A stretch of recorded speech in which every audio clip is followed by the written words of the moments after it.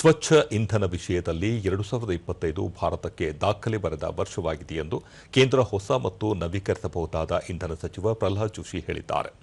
ಈ ಕುರಿತು ಸಾಮಾಜಿಕ ಜಾಲತಾಣದಲ್ಲಿ ಮಾಹಿತಿ ಹಂಚಿಕೊಂಡಿರುವ ಅವರು, ಕಳೆದ ವರ್ಷ ಭಾರತದ ಸ್ವಚ್ಛ ಇಂಧನ ವಲಯ ಹೆಚ್ಚಿನ ವೇಗ ಪಡೆದಿದ್ದು, ಪಳೆಯುಳಿಕೆಯೇತರ ಇಂಧನ ಸಾಮರ್ಥ್ಯ 266.78 ಗಿಗಾವ್ಯಾಟ್ಗೆ ಏರಿಕೆಯಾಗಿದೆ. 2024ಕ್ಕೆ ಹೋಲಿಸಿದರೆ ಇದು ಶೇಕಡ 22.6ರಷ್ಟು ಹೆಚ್ಚಳವಾಗಿದೆ ಎಂದರು. ಸೌರ ವಿದ್ಯುತ್ ಉತ್ಪಾದನೆ 135.81 ಗಿಗಾವ್ಯಾಟ್ ಏರಿಕೆಯಾಗಿ ಶೇಕಡ 38.8ರಷ್ಟು ಪ್ರಗತಿಯಾಗಿದೆ. ಪವನ ವಿದ್ಯುತ್ 54.51 ಗಿಗಾವ್ಯಾಟ್ಗೆ ಏರಿಕೆಯಾಗಿ ಶೇಕಡ 13.2ರಷ್ಟು ಹೆಚ್ಚಳ ದಾಖಲಿಸಿದೆ. ಪ್ರಧಾನಿ ನರೇಂದ್ರ ಮೋದಿ ಅವರ ನಾಯಕತ್ವದಲ್ಲಿ ನಿರ್ಣಾಯಕ ನೀತಿಗಳು, ದೀರ್ಘಾವಧಿ ದೃಷ್ಟಿಕೋನ ಮತ್ತು ಸುಸ್ಥಿರ ಅನುಷ್ಠಾನವನ್ನು ಈ ಮಹತ್ತರ ಬೆಳವಣಿಗೆ ಪ್ರತಿಬಿಂಬಿಸುತ್ತದೆ ಎಂದು ತಿಳಿಸಿದ್ದಾರೆ.